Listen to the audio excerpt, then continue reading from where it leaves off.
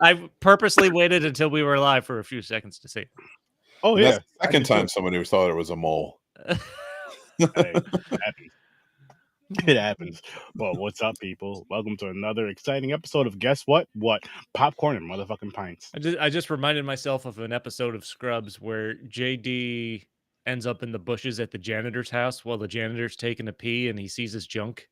Yes. And he thinks he sees like something wrong with it and he has to tell him. Mm-hmm. That scene was hilarious. That scene. And he's like, I think it's benign. He's like, benign, 9.5. Yep. But now the funny thing was when he was telling him about it, he's like, I saw your penis. He was like, when? He was like, last night. He's like, where were you? He was like, outside your window. He was like, what? He's like, no. He was like, no. If you looked out the window, mine was out too. I wouldn't have been weird. I love that fucking show, man. That was such a good show. I love that fucking show. One of my favorites. Listen, people. We're doing a pre-show, right? We have a bunch of random ideas, but I think I came up with it. We should just have random conversations while we're watching Scrubs. We all love. We're watching Scrubs. That's it. Just like we're just chilling, watching Scrubs and talking, shooting the shit. Why? Having it low enough so the audience can't hear it. I like it. Okay.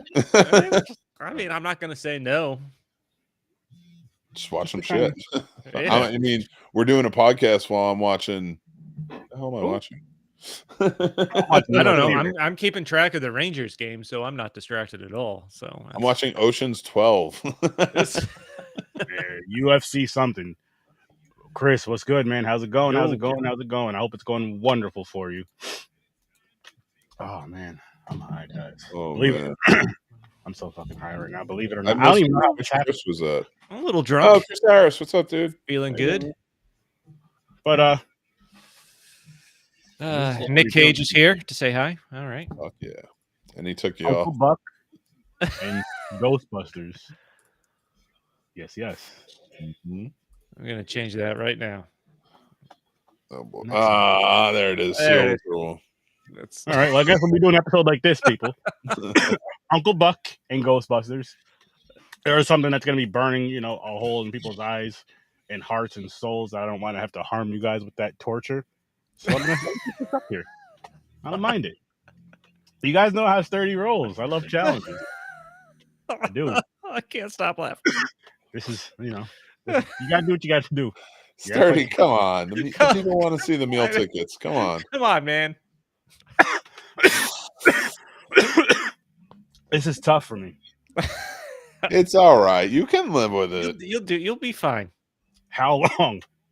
Well, just a little bit. Just a few minutes. just unclench and let it happen. You can't fight it. Favorite things happening right now. That's an original song by me. There you go. All right. You can't hide it. He'll find you. It doesn't matter. You can't hide from him. Find you anywhere you go, Sturdy. Yes, he is. I'll say is. Just because he's gone doesn't mean he's not still a legend. John Candy was a fucking legend. Yes. 1,000% one of my favorite human beings to ever exist. Mm-hmm. Hell yeah. This matter. Let's just start with Uncle Buck. Fuck it. We might as well. So John Candy, so the last movie that came out that he was, because I was talking to someone at work this week about it. The last movie he was credited for was a movie called Canadian Bacon. Oh, I love that movie. Which I haven't seen. I remember Wagons East came out before that. I remember that getting some promotion. I think Canadian Bacon must have been more of a just low budget one, because I don't remember hearing anything about that when it came out. It was like 94, 95. So he died even earlier than I thought. Yeah, it was so good too. Canadian Bacon is such an underrated film. You guys would love it. It's a war. So politicians in the government, in the White House, like all these lobbies, they're trying to get together to start a fake war against Canada. And the Canadians at the border who work there think it's real, and they're getting ready. And it's led by John Candy, Rhea Perlman. Like, there's a bunch of great faces in there. Alan Alda plays like the sleazy politician doing it. It's a great movie. I gotta watch that then. Well, we were talking about John I Candy. guess I'm we like, got to review it. I guess we gotta He review it. died filming Wagons East, but Canadian Bacon did come out after yeah. after Wagons. Does anybody remember his cartoon, Camp Candy? Camp Candy. I Yep. know I watched it as a kid. I don't remember it. I just I know don't I watched recall. I was very fortunate. Jason from Three Geeks Podcast had me on to help him out with an interview with Jen Candy, his daughter. it. Really? Yeah, he's friends with her and her brother Chris. And I was able, because I love John Candy, so being able to talk and find out stories and stuff. And she's all of it, everything she says Wait. just I've seen it solidifies before. how awesome he seems. He seemed like he would have been such an awesome, genuine, nice person. Yeah. Hey, Jason, by the way, real quick, buddy, send one of them candies on over to Popcorn and Pints for the interview. We'll behave. We'll behave. I've seen this before. There we go. Like Yeah, seeing this picture, I remember this shit. Vaguely, but I remember this shit. Yeah, I know I saw it. I just don't remember anything Yeah. that happened in it. So how are you guys doing Oh, today? doing good, man. Doing good. Nice, nice. Yeah, loving it. Yes. A little Uncle Buck action. I was really excited about this one. I don't even remember why I really pushed for us to get the 80s wheel back on there. You And did. this was one of my choices. What's on the 80s wheel? You should always, I don't know how you're not doing the 80s wheel all the time. That's what I fucking say. There's so much gold. There is. Well, because we'd like to do so many different damn wheels. We love the wheel spinning. Yeah, you We're guys do. But I mean, we're like gerbils. yeah, but I feel like And honestly, this 80s wheel's kind of scarce. So Yeah. Well, we put less movies on this one. This time. it feels like we need to put more on there. I'm just saying. Seems like you need to do Roadhouse. We did. Roadhouse. I forgot we did, but we did. You need to do Roadhouse again. We need to do Point Break. I think I put on there that we need to do because I've never actually watched Point Break. Johnny Utah. It's one of those things. Like it's one of those things I've only ever caught parts of, but have never actually watched. We had some fun stuff coming up though, Chris. We do. The which I'm not afraid to. The verses. Those are going to be fun.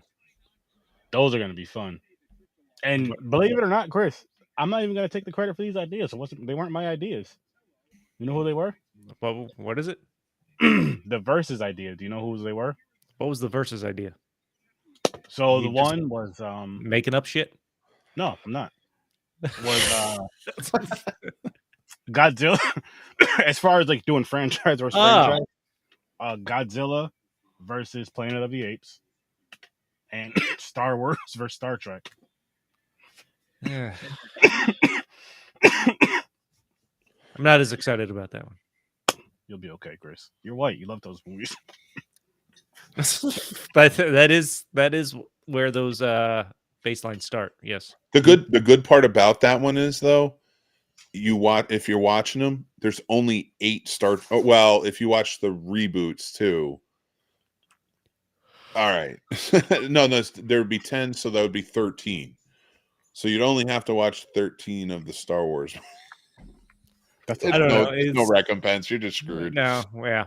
That's a lot of time I'm not looking forward to spending. Fair. It's worth it.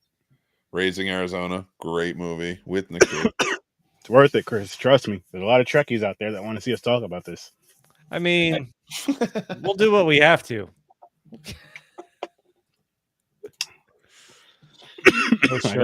I was sure I was going backstage there, but you're dressed like you are about to walk your way to the WWE ring. So I don't know. In 1996. Yeah. Maybe I am hanging out with The Rock. In 1996. Were you The Rock's Kevin Hart in 1996? I could have been. The Rock wouldn't hang out with him because like Sturdy's just too chill. He needed somebody who's more eccentric and go around. Yeah. You can't be short and chill. It's got to be short and eccentric. You got to play the role. That's your role, though. I'm too calm for all that shit. And I'm taller than Kevin Hart, so that's the other thing. Most people are. So yeah, that's true. Should we talk Uncle Buck? Uncle motherfucking Buck. Yes, we should. Uncle We Buck. should. Now, I want to ask you both this, and I know the answer to this. Well, one of them. When is the first time you've seen this movie? Chris, I'm starting with you. I have no idea. I just know I saw it as a kid. What year did it? Was it 84? 89. Oh, it was 89. Oh, wait. Are we Ghostbusters or are we Uncle Buck. Uncle B. Uncle Buck is 89. Okay. 84 was Ghostbusters. Was it really? That was Yeah. older than I thought. Okay. Uncle Buck was 89. Damn. That's right. And this was pre-Home Alone Macaulay Culkin, Yep.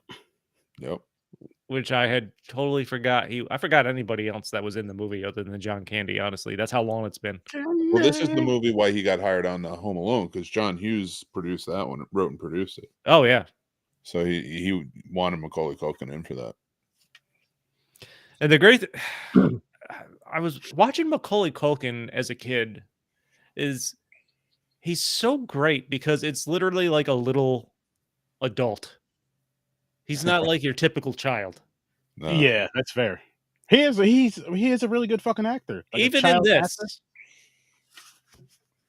And are we doing early ratings? I don't know. I don't remember when I watched it the first time, but I watched it for as a kid. I watched it this week, and I'm like, this is just fucking fun to watch. This was more of a setup to embarrass me, Chris. It's not an embarrassment, because there's plenty of movies. Like, I've seen this as a kid too, but there's plenty of movies that I haven't seen, that I've never seen until adulthood. I'm only surprised because I'm supposed to see it all, man. No, that's the scene snob is the name. It's a thing. It's a thing to get you guys in there. Come on, guys, use your brains. I have seen every John Candy movie that exists now. Boom. You're welcome. See? Ooh. I had never seen Uncle Buck. And really? So it was funny. I was talking to Sturdy about it earlier, and I revealed that to him. And I never really revealed that to anybody because I feel like people are going to shame you if you didn't see Uncle Buck. It feels like a classic. So I never said it, but I was just like, kind of whatever, it is what it is. I'll get around to it. I just don't. And I told Sturdy, I was like, John Candy to me was like a father figure, and I loved him in all his roles. And in this, I always felt like he came off sleazy in the trailer. And I was like, I didn't want to watch him that way. And then I watched this movie. And so when I saw you guys were doing this like 2 weeks ago, I was like, can I please be on? I was like, this is my opportunity to watch the movie. So thank you for that, guys, first of all. Secondly, I watched it, and this might be my favorite John Hughes movie. Wow. And that's, Ferris Bueller, 16 Candles, Breakfast Club, all those amazing films. And now I think this might be my favorite of the John Hughes. Maybe I saw the trailer as a kid. I certainly did. Did he come off sleazy in the trailer? Like kind of like slovenly, like they didn't want him there. He's a problem, I could see that. I feel like the movie poster kind of portrays that a little to the extreme side too. Actually, the whole family, like they're trying to keep him out of the house. That's really not the case if you're watching the movie. Yeah. And I think that's what it did to me, was like I got that idea of it, and then watching this, I was like, right off the bat, he's kind of a wheeler dealer type. Maybe throws up a few cons every once in a while, but nothing major. Like he's not this big crazy rule breaker. Yeah. So, but I also got the, like, as soon as his brother called, like, it felt awkward, but he was like ready to go. He's like, I'll be there. Yeah, no problem. If you're cool with this, I'll be there. Yeah, he took the responsibility of watching after those kids serious. Yeah, he did. It's the best of his ability. And kids he didn't even know. So he hadn't seen them in how many years? His brother's been living in that new house in how many years? He hadn't met the two youngest. That's true. The oldest one, that girl's a bitch throughout the entire movie. Well, I did, but I really like that, because by the end, I do appreciate where she's at. Like hugging her mother. Oh yeah, that's coming. But I'm like, it wore on me a little bit as the movie went on. I'm like, all right, I got it. You know what I wish definitely happened in this movie now is like the tension between the mother and Uncle Buck. Like I wish they gave kind of a better reason. Like you were saying earlier, Mick, when me and you were talking, Like I wish they kind of gave a better reason and then gave some sort of resolution or something at the end. Like, wow, you didn't burn my house down. You took great care of my kids, and my daughter's actually talking to me now. Like, wow. Yeah. There was That's nothing. true. Yeah, that's true. There's no resolution because she was clearly the one that had the biggest problem with him. Well, Yeah. and that's the thing that's set up because they set something up in the beginning with the daughter. Because remember, she's like, why we had to leave. And Mhm. she's like, I love my father. And it's like, but it was like alluding to something like we had to get away from something, but that she loves her father. And then it was like never touched on again. Yeah. And then, but then it kind of shifted to Buck and like her problem with Buck and having the picture folded. Yep. And he's kind of heartbroken by that. And it's like, what is going on? Like, it's very weird. Like, I kind of understand why Buck should hate you. I'm kind of getting the idea that maybe the daughter should too. What did you do? It was just very awkward and Who weird. did what, and like how far did they take it? Like what happened? Yeah. What the fuck happened? But I guess we could dive into ratings. Yeah. Oh, you know what? I'm going 9. Okay.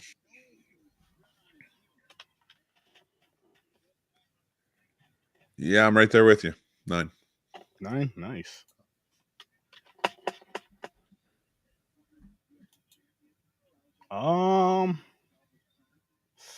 Damn, it's hard not to give it a 9 though. It's really hard not to. It's such a good feeling, good movie, fun movie. And what I enjoyed about it, like I'm the opposite of Chris. Me and Mick were joking about this earlier. Like the girl with the bitchy attitude, like it's annoying, but it's so realistic. No, it is, and And it's I like it, but I just think they played it a long a little time. too much. Like it wore itself out a little bit towards the end. Yeah. Like there was no real cracks in it. I felt like, or big enough cracks until The end, pretty much. the end when it finally broke. Yeah, I guess Mhm. you could say that.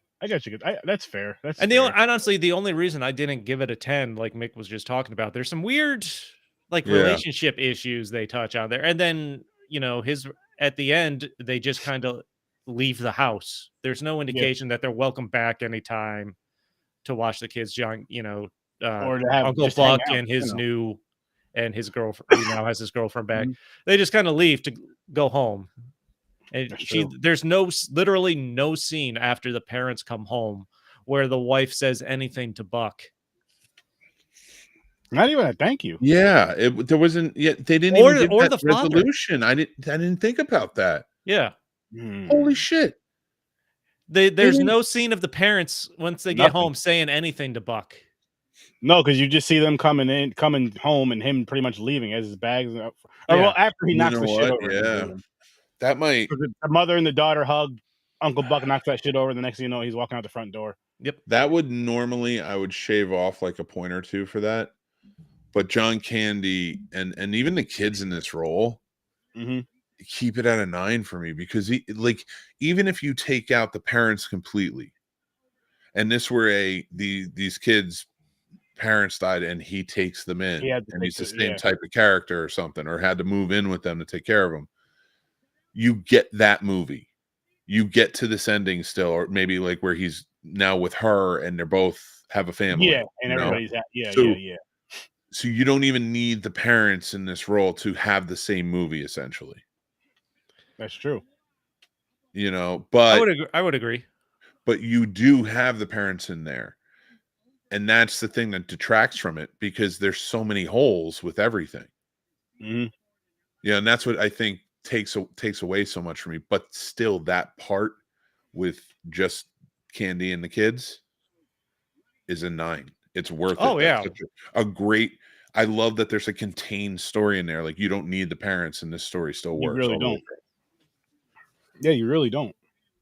I mean, all the way from the beginning, there's pretty much something in every scene in this movie that I really enjoyed. Like when he's at the bar eating with his girlfriend towards the beginning there, and she's like, "You're coming to work tomorrow, right?"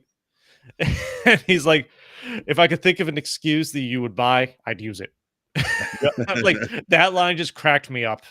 He had a lot of really good lines in this one. He does. Like the writing in this was really good, and it's not just the writing. Of course, one of the things that makes John Candy a legend is just his fucking delivery, man. I was gonna say, He does. He sells it, and he does it with a straight face. Yeah. Like, and it's again, that's something that is and Bill so Murray. Like Yes. if you watch like the Scene Snobs, like especially when Casey and I were usually sparring, going back and forth, my dry and you would see like Casey get annoyed because he's just kind of like staring off. He's like, "Are you fucking with me, or what are you doing? You mean this? Like what? Like?" And I'm just like, "Yeah, no, it's okay," or something like that. 100% is me going to school. That's going to John Candy and Bill Murray school of fucking sarcasm. They were masters of it. That deadpan, just like get the point across for sharp wit. Oh, I love it. There's the scene right after the parents leave where he's walking around the living room and he sees the plates. And he picks one up and drops it. He's like, "Oh, indestructible!" And he hits it on the piano and it shatters. Yep. And then I love that they brought that back when the mom calls. And he's like, "Hey, those plates in the living room? You get something like that. Downtown antique shop? Oh, England. Okay, yeah, all right." Like he plays his line, like he just goes along. Yep. With it, and that's I that's the best part too, is like you can tell he improv that plate thing. Like he dropped the plate and it didn't break. Yeah. And he made it, but it went from like, if he had just dropped the plate, you're like, that's funny. Like he just got there and he dropped the plate. But the fact that it did break and he picked it up and he goes, "Oh, indestructible," and smashes it on the piano, amps it up to 10. Like it's just, it's like, oh man, I love when great comedians can do stuff like that. And what I was gonna say with that too is like with his body language, his facial emotions, with every scene in this, he sold it, which is always something that means so much to me watching any type of film, whether it be horror, comedy, whatever it is, porn, because you want the facial expressions to really sell it. Yeah, you heard me throw that in there. You want the facial expressions to really sell it, to sell the scene, to make it believable, to make you really feel the scene. And I think that's one big thing, even though we talked about some things, some holes in the story and all that.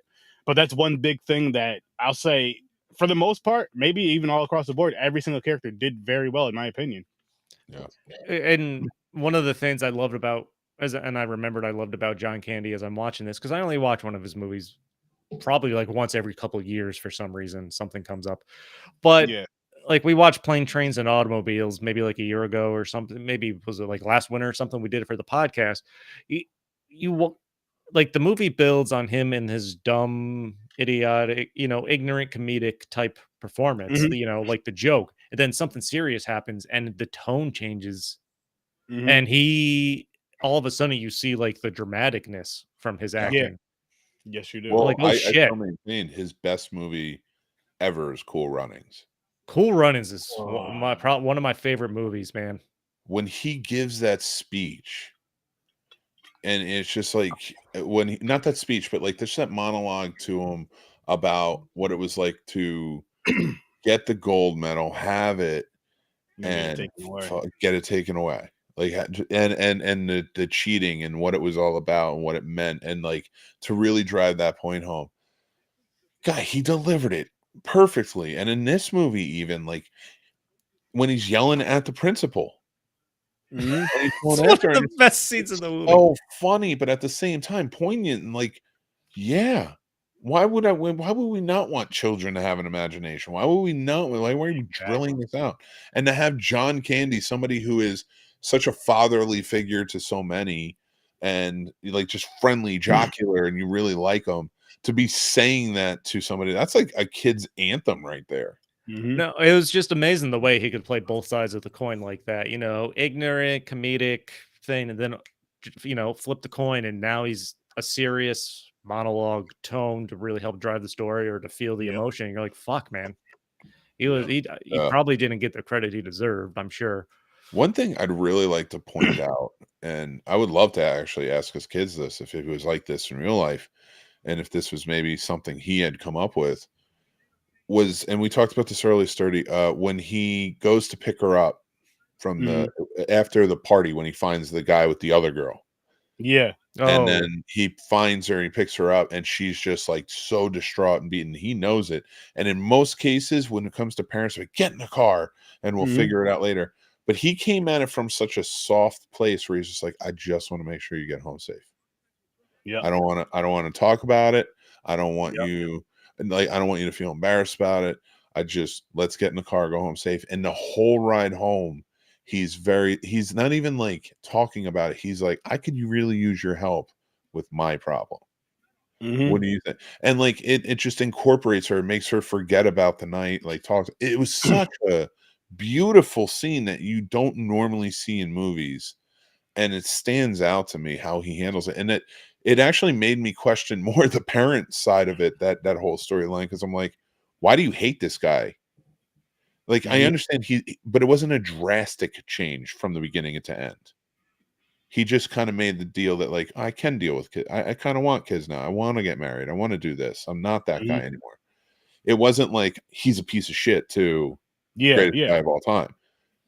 So to say that, like, for a guy who can do this for your kids throughout the week without hesitation, to fold his picture in the photo album, that's a terrible storyline. Like, you didn't flesh that out. Yeah, because they're trying to get across the point at the beginning that he's a screw up or something like that, or a loser. But they portray that a little bit, but they don't delve too deep into that. There's nothing like over the top like this guy. Yeah, they don't even make him like a total hazard or anything like that. They don't even make him like an alcoholic or a drug, nothing. Like, to the point where, like, I get why you wouldn't call this motherfucker first to watch your kids, because all he's doing is drinking and jerking off. But it wasn't even that. Hand in hand. Yeah. Like, he was just hand on cock.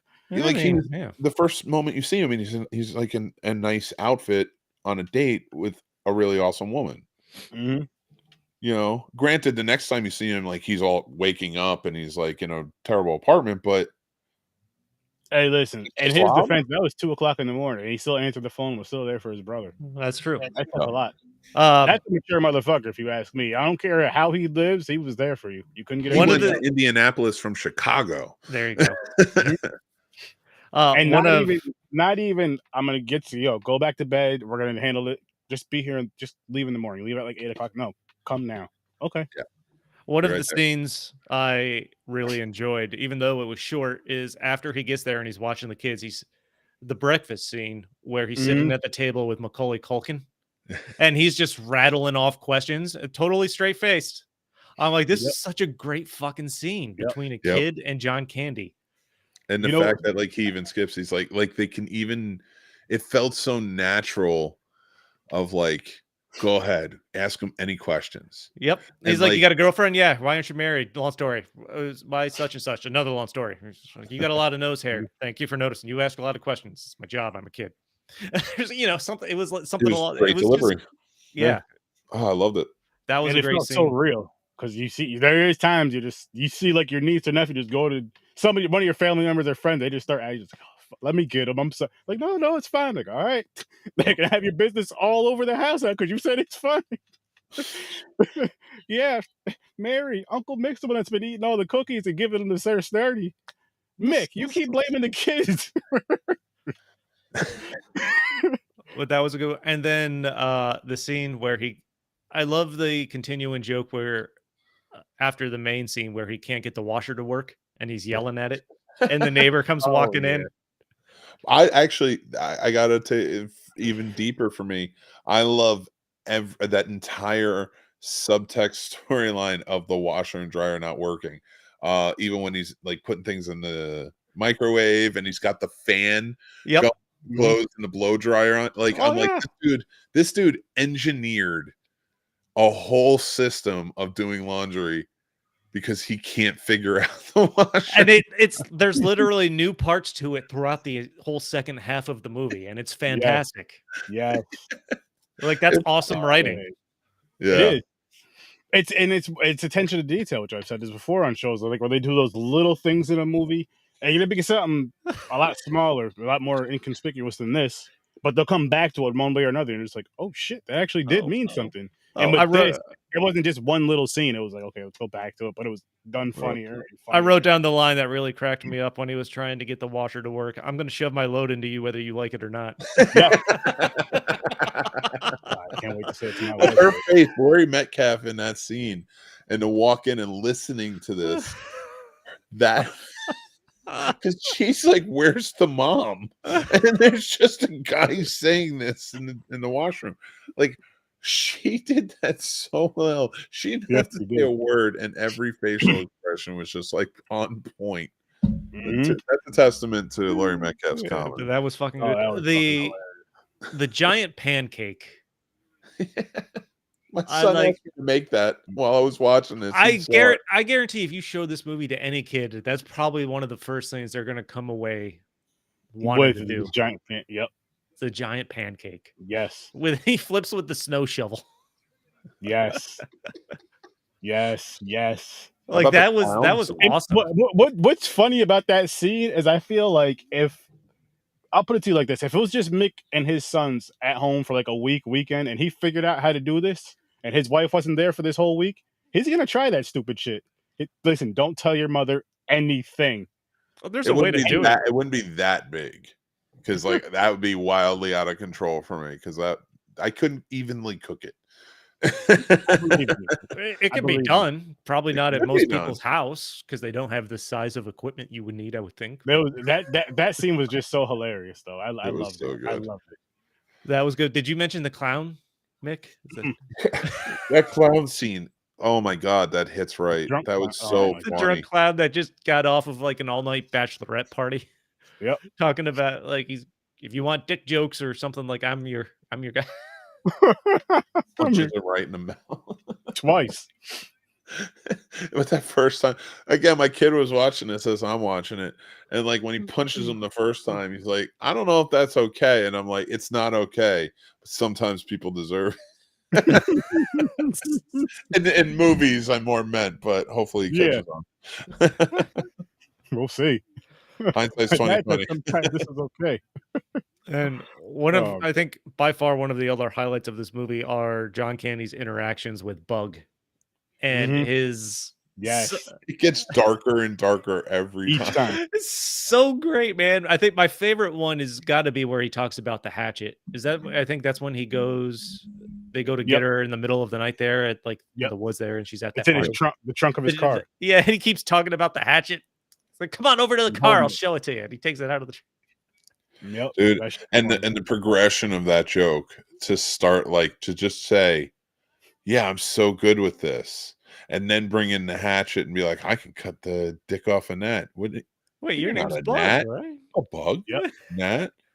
Hold on, let me go get it for you. And then they take that straw and they go down there and like, "Here it is. You want to see it? Come on." Yes. It's just perfect comedic delivery. Yes. Oh, it just hits on every level. It really is. And then one of the other great scenes where he's talking to the principal, we talked about the serious side, but how he ends it because the principal has that giant mole on her face. He's like, "Here's a quarter, go to the city and find a rat and gnaw that thing off your face." But you know what's the brilliance? One of the other brilliant things about that scene as he's going on his more dramatic argument against the principal is they flash out to the kid that was sitting on the bench waiting to be yelled at, trying to not laugh because he's going off on the principal. It is so you have the serious John Candy monologue there, but it's flashing to this kid cracking up on the bench. It was what kid wouldn't laugh though? Like how many of you have been that kid on the bench? Raise your hand. Yeah. And if I was the next one going in after I heard somebody go off on the principal like that, not only am I laughing on the bench, I'm walking in that damn door with some confidence, laughing like, "Yo, what you got to say to me? How you gonna let him talk to you like that?" That's fucking dirty. Yeah, we got the fight. I'm the one that won that fight. How you gonna let him talk to you like that? But to even like bring it further back to like what you were saying, Chris, like the seriousness to the comedy. Like to start out in the hallway when he's sitting next to the kid and saying, let me go first. I'll take some of the heat off you, like give Oh you yeah, yep. time to relax. Like a really sweet moment with a kid, like really nice. Mhm. Then to step inside and it's the mole jokes the whole time. Yeah. Hey, I'm Buck. I'm what? It's like the whole thing, how he introduces himself. Then to go into the dramatic monologue, Yes. and then to walk out by making it funny again. Like it's so timed so well. Like I can't get over how well the jokes in this movie land. I agree. Still I didn't agree. learn Everything was because that whole perfect with that. fucking plot hole shit. But and then of course, bug in the trunk at the end. Yes. And the daughter with the drill, and she's laughing. I loved it. I love that. Oh, And he it's so takes out the good. golf clubs and hits them with the golf balls. That was good. Mhm. What a good way to like really go back to that. All that shit. I'm like, yes. So Dude. simple, so easy. And even the brief scene where he has to call up Shanice, that's what the girlfriend's name was, to come watch the kids, because the seriousness of him getting in the car because he was going to take them to the track, and then fighting the urge not to because he knows he has to go find the daughter, yeah, the girl. He knew That was more important. that was really good. And then begging Shanice to come watch them. It's like, I know I know it's over. That's fine. I just need to go find this kid. Yep. But then she shows up and Macaulay Culkin is at the door looking through the mail slot. He's like, Home "Can I Alone. see it?" And he asked for her license or proof of identification. Home Alone. I mean, yeah, there's Home Alone vibes there because a little foreshadowing. They just use it a little, had a little more but fun with it. even that was good. And all the writing, the delivery in this was great. Again, the only reason I'm not giving it a 10 are those kind of plot holes. Yeah. And the acting was really good in this. Like we've said, I can't say enough about that. And I'll even go more so with the kids acting, because there's a lot of times we watch a lot of movies and the kids acting, they're kids, so it's not always the greatest. Better than what I can do, but that's not saying anything. Yeah, the little girl was adorable.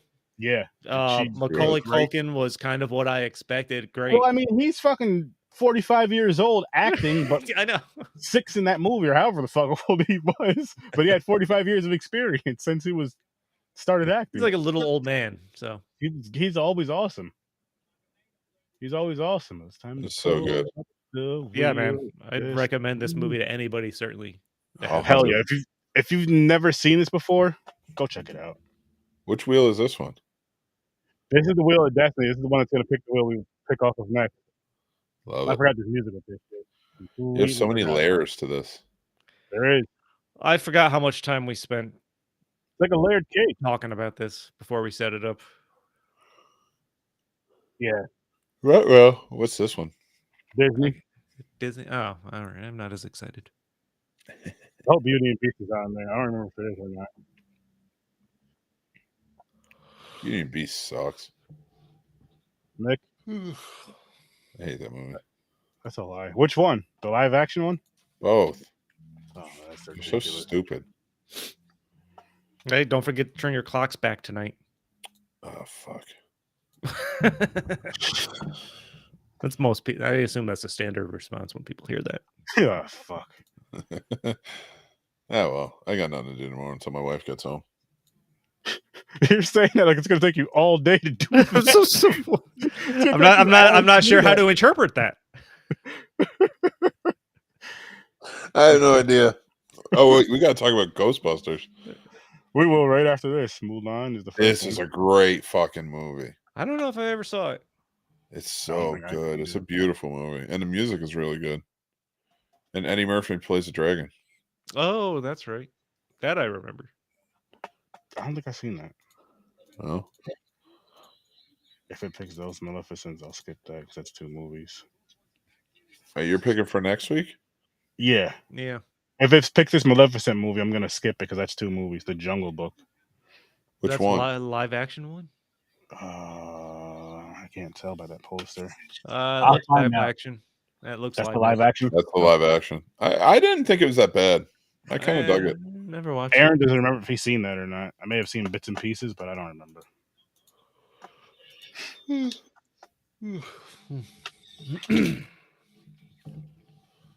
I don't want to watch those, so I'm not going to come next week. Yeah, I don't want to watch them either, but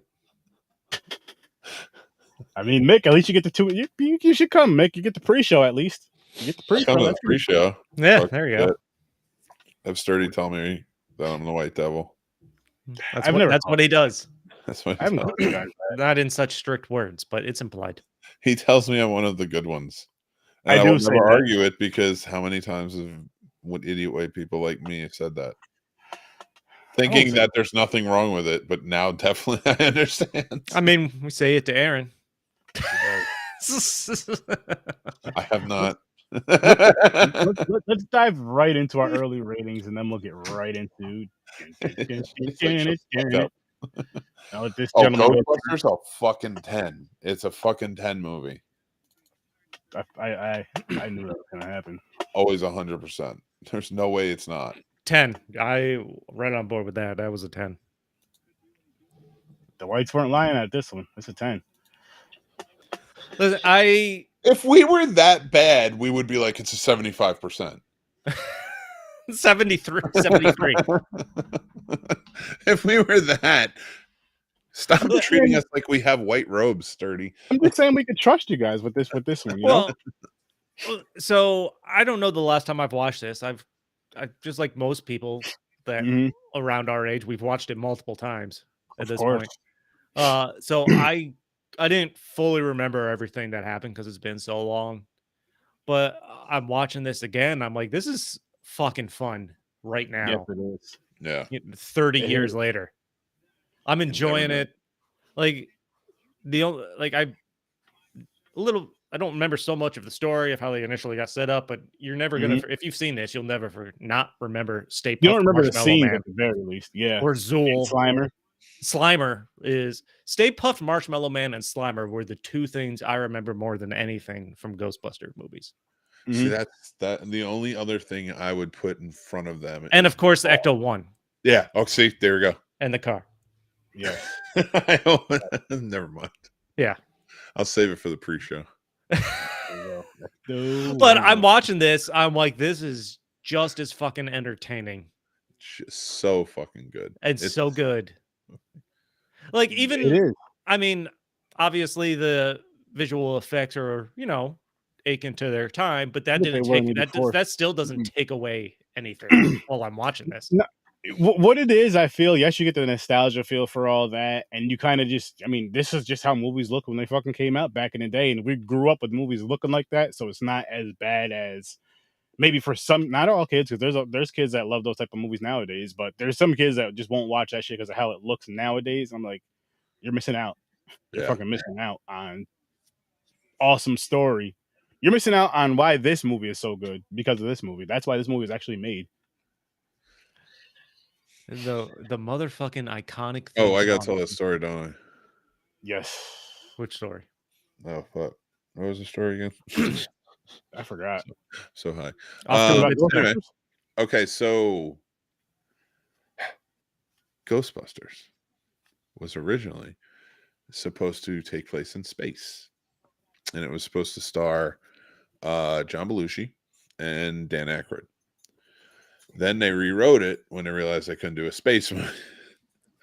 And it was supposed to star Dan Aykroyd, John Belushi, John Candy, and Eddie Murphy. So then they couldn't do that. So Harold Ramis and Bill Murray came in. They wanted Bill Murray because he was a bigger star at the time. So they brought him in. And then instead of Eddie Murphy, they brought in, they wanted somebody who looked a little bit older than Eddie Murphy. So they brought in Ernie Hudson. And of course, we know Rick Moranis played Louis Tully. But originally, John Candy was going to play Louis Tully. And they shot the music video before the movie. So in the music video, it's John Candy dressed as Louis Tully.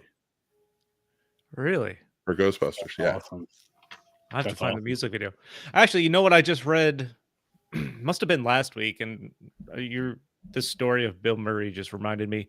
Bill Murray was originally pegged to play the detective in Roger Rabbit. Oh, really? I didn't know that. That's cool. Wow. And I don't remember what happened. He somehow he didn't end up playing the part, and he was upset that it wasn't him once he saw the movie. I don't blame him because it's such a good movie. You know that script is actually it was adapted from a script that was written that was never shot.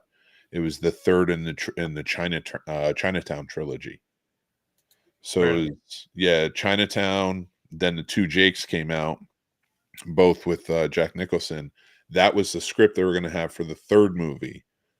It's called the Transportation trilogy, and Oh shit. they never made it, so they bought it and remade it into Who Framed Roger Rabbit. Wow. That's interesting. Yeah. That's interesting. That's weird. But even from right from the beginning, where he's talking to the college students in the office and he has them hooked up to like the shock machine there, and he keeps shocking the guy when he gets the wrong answer and keeps telling the girl she's giving the right answers because he's hitting on her. That was great. Mm-hmm. So like right off the bat, I'm already enjoying this movie. Yep. And then what the fuck was it? Rick Moranis. I haven't watched anything with Rick Moranis in it in at least 15 years, probably. Damn. Well, he retired from acting, and not retired. He stopped acting basically to take care of his kids and raise his kids. Yeah. Oh, because his wife died, right? Is that what it was? I think that is something like that. Oh, wow. I think, and he just devoted the rest of his life to his kids. He does a lot of voiceover work, but because he can do it from home. Yeah. Actually, Ryan Reynolds just not long ago created a commercial for his mobile company with Rick Moranis was actually in it. And Rick Moranis is like, you don't want me to do anything else? And he's just like, no, hi. No, yeah. He's trying to hang out with him because he loves him. Because he's Canadian. I love this movie so fucking much. Oh, how can you not? Every aspect, man. Oh, like, when they go to the library, because the ghost is in the basement there, and all that goo all over the place. Yep. So like their first interaction, like with a full apparition, they're like, "What do we do? What do we do?" And then Dan Aykroyd, they're gonna try to trap it, and Dan Aykroyd's just like, "Get it!" And then they charge, and she just screams. So good. I love the way they go running out of the library. Yep. The subtle jokes in this movie kill me every time. Like when they walk out of the bank, Ray, you're not going to regret this. But everybody has 3 mortgages these days. And then he's like, but you didn't even bargain with the guy, 19.5%. That's classic. Oh, just those little nods, like those little, like you could they're having so much fun writing this little stuff. Yeah, I am sure there's books written on all the behind the scenes stuff. I imagine a lot of this was probably improv. I can't imagine the stuff they didn't use. Yeah. Oh, yeah. Yeah, I would love to see that footage just because. With a lot of movies, but something like as iconic as this, like, oh shit, they didn't use this. Why not? Well, I guess they didn't have to, but still. So good. But Rick Moranis was great. Yeah, Zool. I know I've seen, just hearing Zool, I know I've seen it in so many pop culture references. I'm sure Family Guy, but oh yeah, I just like so much stuff has come from this movie. So many references for everything that just fucking came after it. And that fucking car, man. The Ecto 1. Oh my gosh. I told these guys on my show not too long ago. That's my number 1 bucket list thing. I want to, with me and 3 of my friends, drive around in the Ecto 1 around New York City. I mean, we wouldn't drive like they did, but because it just can't. But I would do my best to try. Let's take this one to Brooklyn. Sounds like a good time to me. When they get called to, so after they start the Ghostbusters and they get called to the hotel and they're asked to come discreetly, like, yeah, we'll be discreet. And the car just comes wailing. It's just so fucking loud. Every little thing, like when they're sitting there and they're trying to figure out how much, and like Egon is like, and he's like, that'll be 4,000, but we're running a special and that's going to be another 1,000. Like they're just like batters boxing to each other somehow, like, you know, with the signs. Oh, the chemistry is just the chemistry among the actors make this movie. Oh yeah, fuck yeah, oh good. I need to take some of the petty cash. We should probably pamper our new client. And they're like, it's like, I should probably take her to dinner to keep her interested. Yeah. It's like, this generous feast is the last of the petty cash. Yeah, or when they're like, when at the hotel, when they're trying to destroy, where they end up destroying the hotel banquet room, just trying to catch Slimer. And they're like, that was so great. So freaking good. It really is. And then I can't. Now, don't they does Slimer, isn't Slimer loose and like they just let him around the station in one of the movies? I don't remember. Like he becomes more. I don't remember. He gets out at the end of this one when it blows up. Yeah, and it's just like Slimer's out and kind of mischievous. It's not until the cartoon that he's like living in there. He is in the firehouse at the end of this movie. Okay. Oh, not the end of this movie. The end of the second one. Oh, all right. He flies out. Okay. Of that one, but that was the only thing I couldn't. I just remember that, like, I thought there was more of like a friendly relationship. Where he is the only time that he was really like with them the whole time, or besides like when they caught him. I mean, yeah, well, yeah. I mean, a cartoon is when he's really with them. He's just sort of the unofficial mascot, but it's smart. It works. It really does. I mean, you love it. I love Slimer. Slimer is the fucking best. I think so much cool merch from it. You get so much cool merch from it that I fucking want one of those fucking high C's right now, but they're discontinued. We might need to go and do a bracket. And Chris, you got to get in on this if we do this, but let's do a bracket of all of our favorite side sort of characters, like a Slimer, an Orko, favorite side characters, R2D2, you know, stuff like that. What's C3PO? Was that the other one? C3PO. Just those like Robin? Really like side things that, like, you know, Robbie the Robot, you know, shit like that. That could be something to explore. Yeah, that'd be fun. Be a lot of fun. Ooh, more pre-show content to talk about. Actually. That is more pre-show content. Also, don't cross your streams. That's important. Never cross streams. No, don't cross streams. Because that can be problematic in many ways. I think we need to cross the streams. I don't think you need to do that. But even Larry King cameo, that one surprised me. I didn't remember that at all. Right. Me either. That was weird. It was, but it kind of added for me a bit of a legitimacy to the movie. It does. When you bring in, you know, known news personalities to shoot a cameo like that, that's clearly the goal, and it works. Mm-hmm. I'm like, how many times has fucking Anderson Cooper been in a movie for a fake news story or something? Probably a lot. 46. But I'll tell you, like, seeing that one though, because I think about a lot of movies that I see, you know, before this and after this.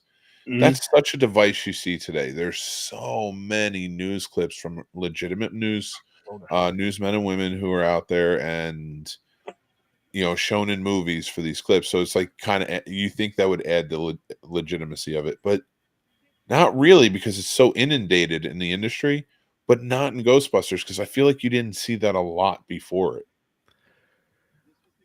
I don't know how many movies there were where something like that was needed or could be used at that time. Yeah, I would have to do more research on it, but I mean, I'm sure there are, though. Oh yeah. What about the ghost head, where the ghost is unzipping? Was it Dan Aykroyd's pants? Oh, ghost head. Yeah. All right. There you go. I said it. You said it politically correct. There I go. I throw it out. Leave it to the scene, snob. After dark. It's yeah. Dude, I didn't realize Dan Dan Aykroyd and I don't know. Was it Ernie? That's it. But 2 Ghostbusters smoking cigarettes in this movie, which Yeah. I haven't seen in a while. Movies in a long time. You Yeah. don't see it as much. No. And you should, because that was realistic then. It still is now. People still not as much. You know what it is? In movies and shows, maybe they should show more outdoor smoking, if anything, because that's more realistic nowadays. Or maybe even still in cars for the people that do. Because you don't see it you don't see it. It's illegal in most places. Actually, a new study just came out. I think it was done by the Mayo Clinic. I'm not 100% sure though. Teen smoking is the lowest it's ever been. Does that include that vaping jewel crap? Everything. It's just the lowest it's ever been. So kids are just not getting into it because the parents aren't really smoking now. And now that they've upped it to 21 to buy cigarettes, good. I'm glad. Is it 21? Yeah, they raised it to 21. Get rid of them. Kill it off. Whatever. Yeah. I agree. Make weed federally legal everywhere. Hurry up. Yeah. But in New York though, so I'm good. But still, one of my favorite things in this movie is after Rick Moranis gets possessed, like he's having his party, and Zool they think is a dog, and he goes running from it, and he calls himself the gatekeeper. No, he's not the gate. He's the key holder, right? Is that what it is? Keymaster. Sigourney Weaver is the gatekeeper. A clear euphemism. Yeah. It's just that they even had to have sex to get it going. I love their little jokes. Like it's so funny. There is no what was Sigourney Weaver's character's name? There is no Dana Barrett. There is no Dana, only Zool. Yeah. That's I know that's a reference I've seen in Family Guy, something along those lines. Oh yeah, 100%. I remember it from Family Guy. That's such a huge reference from this movie. It's so good. Ron Jeremy has an uncredited extra role. Does he really? Yes, he does. Is he the one who made all the goo in the beginning? In the beginning, at the end when it blows up and you see all the people and there's the police line and stuff like that. There's Ron Jeremy looking and pointing up at very young Ron Jeremy. Oh wow! Actually, you know what I call it along those lines of weird cameos is fucking Reginald VelJohnson as the cop, the fucking cop in the prison. There's one line just like in Die Hard. Yes, which was awesome. I'm like, motherfucker, that guy. Did I have a story about that too? Yes, sir, you did. All right. Oh, that's right. So okay, so. I learned this on TikTok, by the way. So, Reginald VelJohnson was America. Don't fuck it up and take it away from us. That's right. Was Ghostbusters. He plays this cop, and then when he goes out, and he became sort of a known, likable guy, but he got typecast as sort of like the cop look. So, and he got Die Hard off of that, and he got so him being in Die Hard and how big that blew up, and him playing the cop, and that. When they were so Family Matters is a spinoff of Perfect Strangers, and because Harriet was the elevator operator and then became the security officer for the building, and I don't remember Perfect Strangers. She was okay. Yeah, and so they spun it off where she would be with her family, and what they wanted to do is they wanted to have the father be a cop so they can handle issues like that in the Black communities, and. He was just came off Die Hard. It's a hit, and he worked as a cop in Ghostbusters. So they hired him on a Family Matters to play the father, who would also be a cop. So I was telling Sturdy, I was like, Ghostbusters got got him on Family Matters. Family Matters was great. Yes, it was. Was great. Yeah, 100%. In fact, we were talking about the fathers before. You said Uncle Phil. I still maintain Carl Winslow. I would go probably first. Carl Winslow over Uncle Phil. It's tough. It's a tough one. Who's the better uncle? Uncle Buck or Uncle Phil? Uncle Phil. Definitely more. Yeah. Uncle Buck is a great uncle, though. Do not get me wrong. Because Uncle Buck is the more realistic uncle. Because not everybody's rich. You got 4 too. Like you got 4 years of great Uncle Phil moments. Mm-hmm. You got one movie of 1 week. Let's just say 1 week of Uncle Buck. one great Uncle Buck moments. So I got to give it to Uncle Phil on that one too. But the motherfucker, who's even better, Uncle Jesse? Oh, are we gonna go down the full? Let's just go down the uncles right now. All right, who's an next? uncle bracket? An uncle bracket. There we Uncle go. Jesse. Who's going up against Uncle Jesse? You mofos did the show without me. We were waiting for you. Where are you? I called you and sent you a voice message. Yeah, dude, we're waiting on you. I've been waiting for you all day. Fucking, you fell asleep on us. Get in here. Off doing. Is that Puerto Rican, Chris? Yeah, he's doing Puerto Rican. Too many Puerto Rican things. Off doing Puerto Rican things. See this? See, look at him. Yeah, because you streamed for like 97 hours straight. Just woke up. Look at this. I was out cold. Oh, one. The motherfucking Stay Puffed Marshmallow Man. Mm-hmm. Isn't that Mexican? It could be Puerto Rican though. Spanish. Yeah, it's I close guess enough. so. San Juan, Puerto Rico, right? It's all the same. I don't think it's all the same. But... I don't know if it's right or wrong to say that. I can't figure it out. I'm so troubled by this. Oh man, I can't wait for the free show next week. It's gonna be so fucking fun. You guys fuck with me so much. It's hard to be an ally.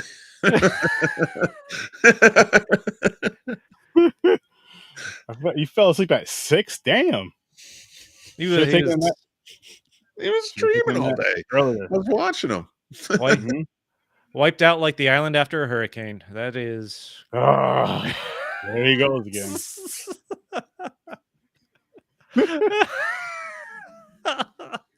Why can't it ever be like a Russian island or something? You know, like something like that, right?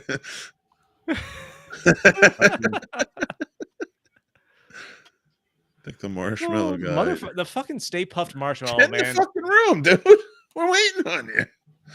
Yeah, you can still hop in and talk some shit with us. We'll talk for a little bit longer. I think I'm going to do a stream after. Put some pants on. I couldn't remember how they introduced or where the Stay Puffed Marshmallow Man came from, and I loved the way they set it up. Like, everyone clear their heads. It'll take whatever the form of whatever thought pops into your head, and they're like, "No, my head's clear." And then they all just look at Dan Aykroyd. He's like, "I couldn't help it. It just popped in there." I tried to think of the most innocent thing I could. I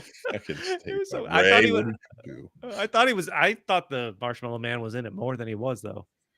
And from what same here. From what I remember, like it was such an impact. I thought he was going to be in it more. Yeah, my favorite. I love this fucking movie so much, and all of them too. Because the second one's pales in comparison to this one, but I still enjoy it. It's still a really fun movie. Mm-hmm. And I would hard argue, fuck the 2016 one. Don't even bring that shit up. But like, is that the girl one? Yeah, I don't want to call it the girl one because like then you blame it like it was only. But it kind of.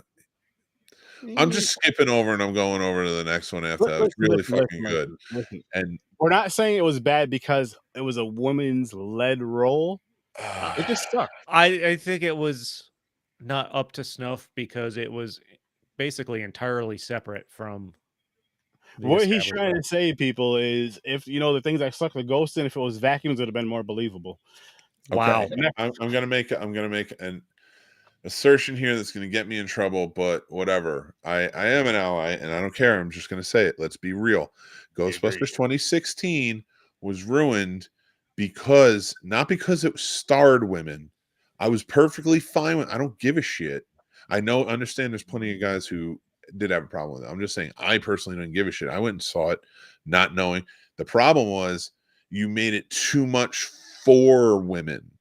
Like there wasn't a broad audience to it. It was like very much like fuck guys. This is for the women. And it's like that's not, but they don't do that in the original Ghostbusters. They're not saying fuck girls, we're the Ghostbusters. No, it was for everybody.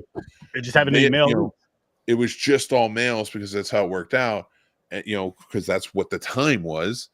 And then it just go from there. It's like it inspired girls to play Ghostbusters as much as boys.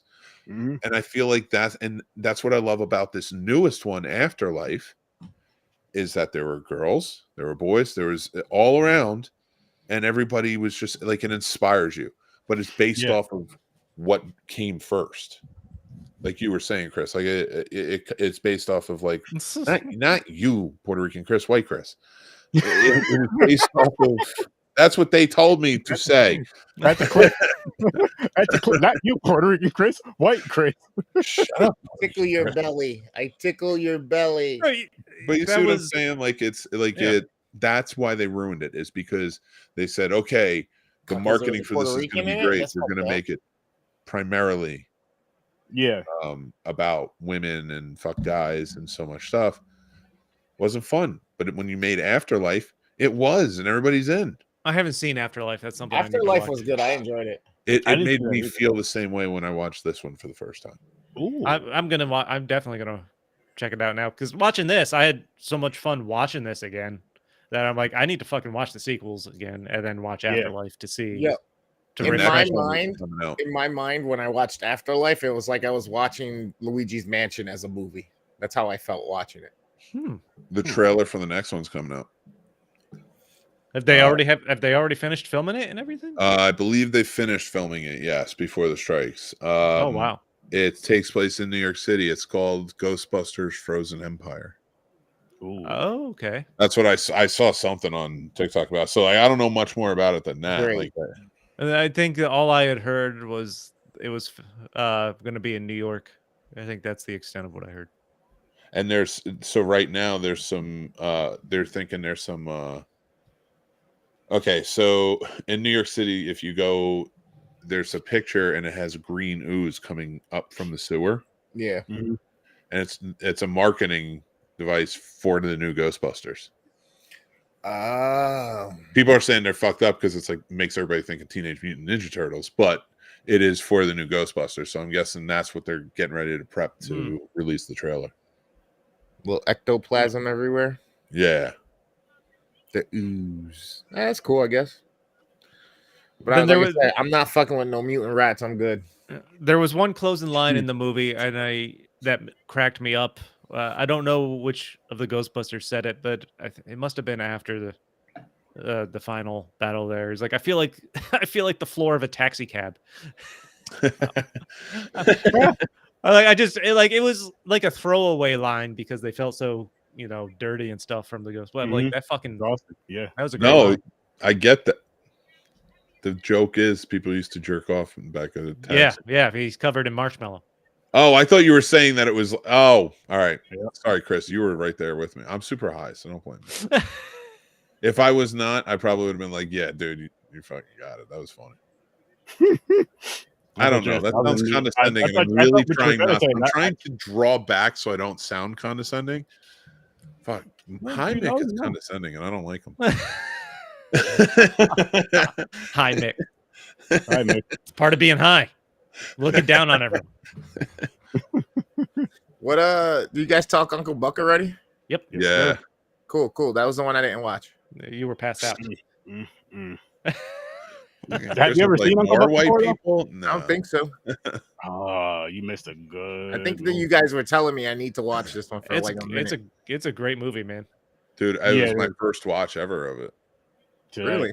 Did you Yeah, rub and it in? I love it. It's my favorite John Hughes movie now. I think you like it, dude. You will. It was great. Nice. And it's in English. He's gonna watch that shit and be like, "This shit sucked worse than Weed Wolf." You caught me just waking up, so I'm smiling right now.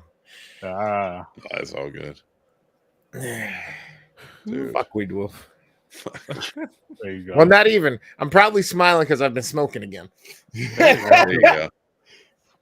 That too. There it is. I got the permagrin. It's like fuck Weed Wolf. This isn't the face I'm trying to make right now, guys. It just won't move. Yeah. I didn't like Ghostbusters either. I just want to say that. You didn't like it? I think this is one of the biggest pieces of shits in all time. Bullshit. I don't believe you. Why I not? don't believe you either. I don't believe you. You're grinning ass. What I don't did you believe give it? 30? We all gave it a 10. No way. Yep. Are you Yeah. fucking No kidding me? way. Wait. Are you serious? You think this movie sucks? This is at least a 3. A what? You're fucking with me. You're fucking with me.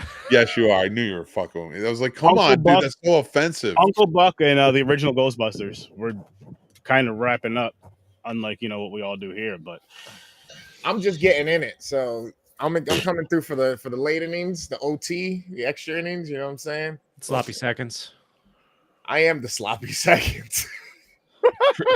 Chris is the guy in the back of the cab. he is from the city, so He's the end of the train.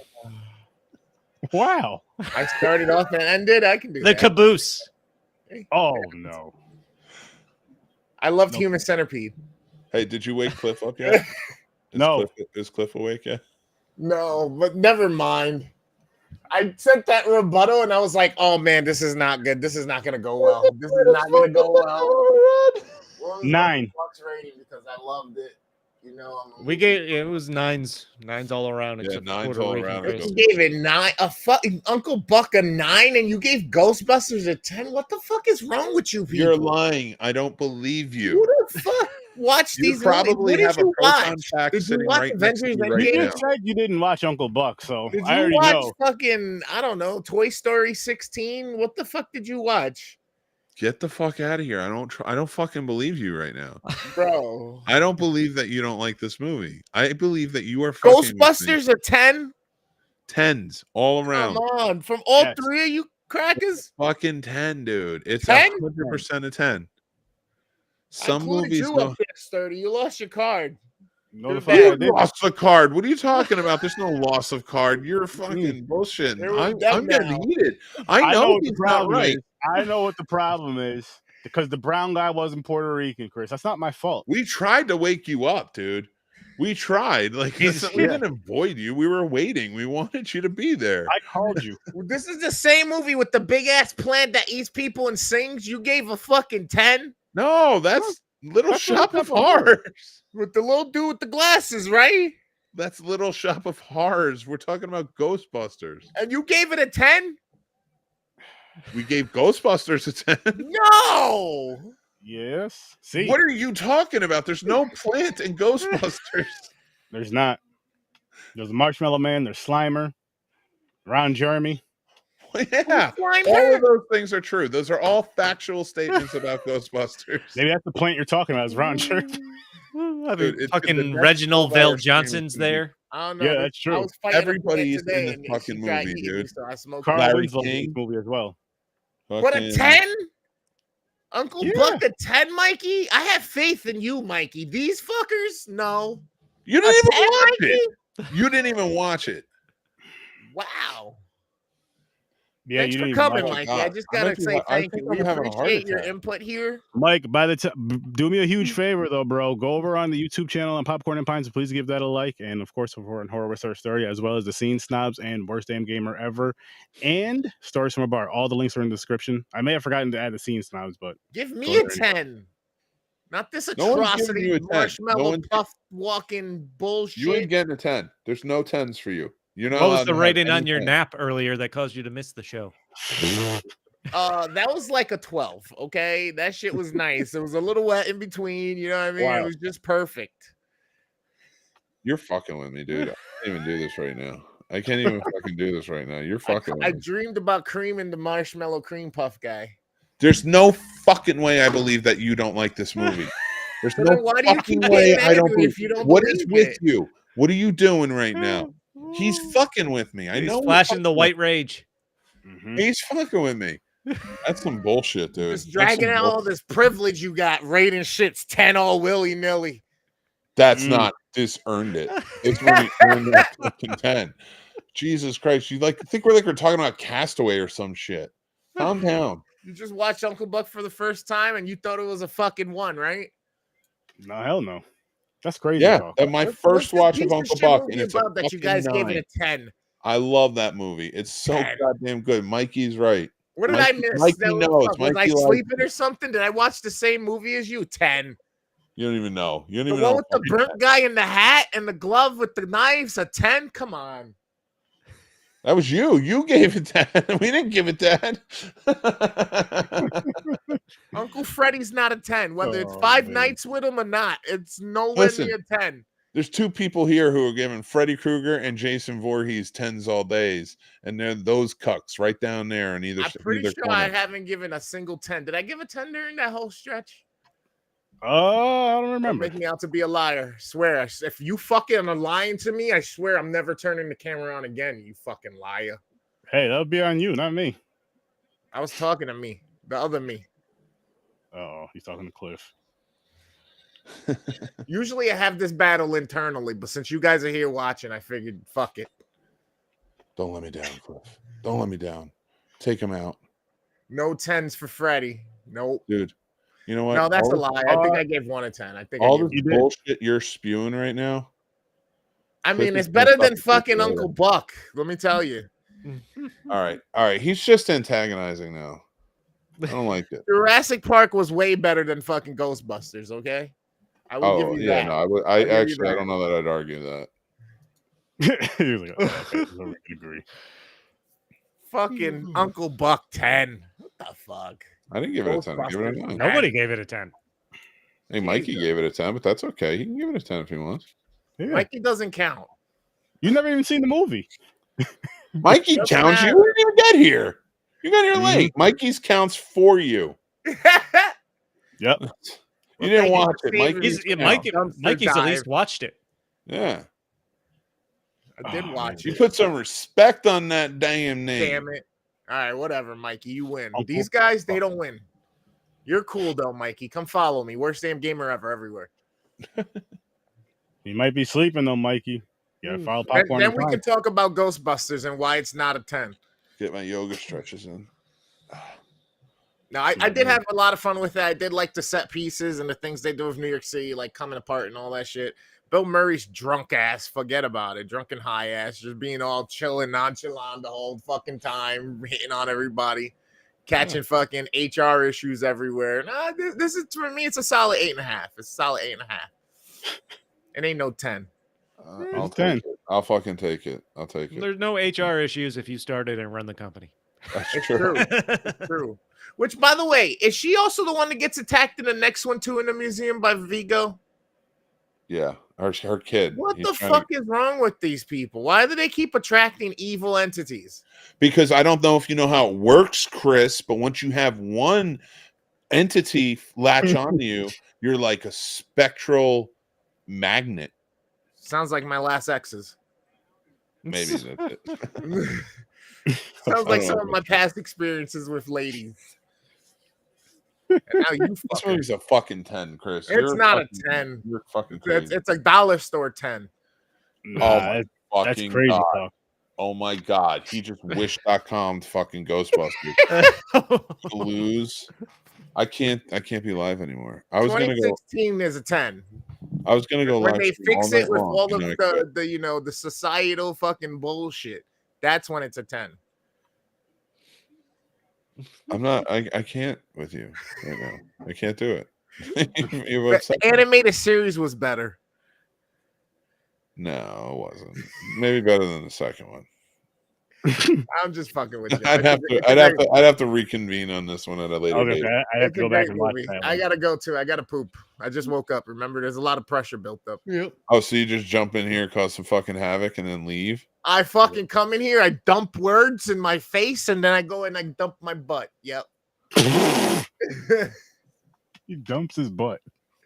Popcorn and pints, guys. Worst Three, damn four- review of 3 or 4 Ghostbusters ever. guys with 1 cup, I guess. Oh no. 4 guys, no cup. No. I don't want to be a part of that. Cheers. I got a cut right here. It's a big one too. Jesus. He's trying to collect a sample. Did he call you El Toxico? El Toxico, I love it. Dude, if that does not become El you're like Toxico. somehow it has El to become Toxico. your like fucking I need me as a cartoon emote holding up a sign that says El Toxico. Can you do me a favor? I don't know if this is bad or not, but can you get like a wrestling mask and just like A do La a Lucha segment where match? El Toxico bitches about something. This is my segment when I go Oh on my rants. God. El Toxico. El Welcome Toxico. to the Toxico No. You know how we have the whole thing going on with the jokes about how you get bullied when you're gaming? That's when you're just toxic as hell when you're gaming. It's El just not Toxico's jokes, playing. though. That's my Yep. life. You're not taking shit from nobody. It's to stand up for yourself. It's to wear a mask. Kind of like the little kid in the movie. What was it? Big Daddy with the sunglasses made him look invisible. That's what Yeah. that's gonna be for Oh, Toxico. yep. Bullies can't see you. Yeah. That's why I had to pull my pants off. I'm like, you can't see me. No one can see No, me you- now. Now I'm invisible. I just got to remember to keep sending it to the right chat. That's all. I'm invisible now. You can't see me. There you go. I heal character. El Toxico. For Your heel character. Heel is like a bad guy wrestling. character. Okay. Yeah. El Toxico is heel character. I mean, if she's wearing leather and she tells me to lick her heel, I'm not saying no. That's not what it means. It means like Oh. heel, bad guy. Oh. Yeah. See, I Bad hopped in guy. a little late. I'm all confused. I don't remember what the show's about. You just jump in, dude. Get a cape, get the mask, the wrestling mask, and just go in as El Toxico sometimes to just be the best damn gamer ever. And just that's like how all you that's do how is talk shit as El Toxico. The whole time, all I'm playing whole is music in the background. And then randomly be like, hey guys, and pause it, run off camera, come back, and just be like, guys, I don't know what happened. What's going on? Did you see it? And then you just make up El Toxico comes in, saves the fucking day and shit. You know, he becomes the best damn gamer. all of a sudden, you hear the fucking sound alert go on of fucking La Cucaracha, and then fucking. Dude, tell me you could charge people and just be like, if you buy this gift or something, El Toxico will come out and play for a little while. Boom. There you go. That's perfect. Jesus Christ, dude. I'm Like so week good at ago. making other people money. And to even kind of sample it on, just do it. And like anytime you go to the bathroom on your stream, come back as El Toxico just for a little bit. Then just go back, grab something to drink, just for a little bit. And I'm like, yo, people, you want more streams of that? You got to, donate or whatever, how that works on Twitch. 1,000 biddies. Let's go. 1,000 biddies. I do Don't do take biddies your for shirt biddies, off. I'm You can just take the saying. shirt off. You could have the cape. You could have the Or titties mask. for biddies. Yeah, titties for biddies. There you go. Dude, you gotta do it. And then eventually, like, you're gonna get an El Toxico on your head on the mask. Just get it tattooed right down the side of my face. No, on the mask. Keep it as a On the mask. mask. Have it say El Toxico on the mask. Yep. Got to keep that identity hidden. That's right. Oh, Rey Mysterio shit. over here. Boom. Oh my god, I love it. I love it. I do. Seems like a good way to There's wrap gonna be things up. movies one day. The Legend of El Toxico. Dude, Who's gonna play? on it. Who's gonna play him? Fucking- Danny Trejo. He's gonna too be old. like- He'll be long dead by that point. He's too young. He's too young. The ginger kid from Spy Kids, the first one. Oh shit! Damn. He's gonna play him. He's gonna have the wild mane of the red hair. It's gonna be Shia LaBeouf. Oh my god, Nice he with would the get haircut, his own character for that. He would do it. He'd be all in. Oh my god. You almost need it to be Shia LaBeouf. Nicolas Cage. Yes. No, Mr. Nicolas Cage Radfield has to play. himself. Nicolas Cage has to play sturdy. Really? No, man? hell no. Yep. Thank you. I Chris. will. No, listen. Oh, shit. Even when I'm gone, a state, anything attached to me, Nicolas Cage, sue it. Sue No, it. make Nicolas Cage me, but change it where he looks like the architect from fucking The Matrix, and it's just that's how I talk to everybody, and I'm just like, With and your it's like pen. all in riddles and cryptic riddles, and it's like, who the fuck is this guy? I'm gonna carve his face into your fucking casket at your funeral right before Nice. it's lowered into the ground. Oh my god, that'd be Nice. Mm. You're gonna I'm have gonna a come Nick back and Cage haunt the window shit out for of your you. corpse. I'm gonna come back and haunt the shit. Just, Oh, just The, even- the actually- moonlight is no, gonna no, no. shine down upon you as you descend into the 6 feet. Better, and- yeah, no. like Before I they sneak into his close- house. Ghost 30 would come into his house. Like when I know he's getting ready to have soup for dinner and take all the spoons and just leave forks. No, you know what I'm gonna do instead is right before they close the casket, I'm gonna put a big picture of Nicolas Cage's face on the inside of the casket so that he's looking down at you face to face for eternity. I'm definitely coming back. I may even come back and Yo, be like a demon yo. at that point. Sturdy's gonna have a heart attack. His wife is gonna remember the scene from Nightmare on Elm Street where he says, "Hey, after the heart stops, your brain keeps going for 7 minutes," and she's just gonna pull out a picture over Sturdy's face of Nicolas Cage for the last 7 minutes of his life. If that's the first thing she does, that's a horrible movie. Sturdy, Look, I I'm would gonna like call to 911. People I grieve would in like different ways. to make your video montage for your funeral. And I would like Look to at just this. I would like it to be all Photoshop pictures of you and Nicolas Cage together. Like And Pedro it's just gonna be Pascal some in here Boyz II chilling. Men, it's so hard to say goodbye. Mm. And it's just gonna be that. Nicolas It's gonna Cage as be P. you. Diddy doing "I'll Be Missing You" to Sturdy. Oh I'm just my gonna have to hunt god. all you guys when I go. This But one then at too. that point, when it goes You're into not the safe either. second song of "I'll Be Missing You," it slowly Sturdy goes out of the pictures, and it's just Nicolas Cage. They're gonna do a montage of Sir Sturdy and Nicolas Cage in a Charger and a Supra, and they're gonna be driving off like fucking Paul Walker and Nope. Vin Diesel at the end of the Fast and Furious together. And I'm Dude. gonna crash that car into him. That's how it ends. Family. Oh boy. All right. No. This turned dark real fast. Yeah. It really did. With my death of all things. Like at your Don't funeral, invite me this is on. how we're gonna. Hi. Hey, you hear this? We got one This is super red, one bright orange, one who wants to go to sleep over here, and I do another wanna go to who sleep. can't stand this shit. I'm so mad. But So mad. listen, people, go check out everybody. All of our links are in the descriptions. The Scene Snobs, Popcorn and Plants, Horror Research 30, Stories from a Bar, Worst Damn Gamer Ever. Pennies for titties. That too. But we're gonna get out of here. See you in your nightmares. Wrong show.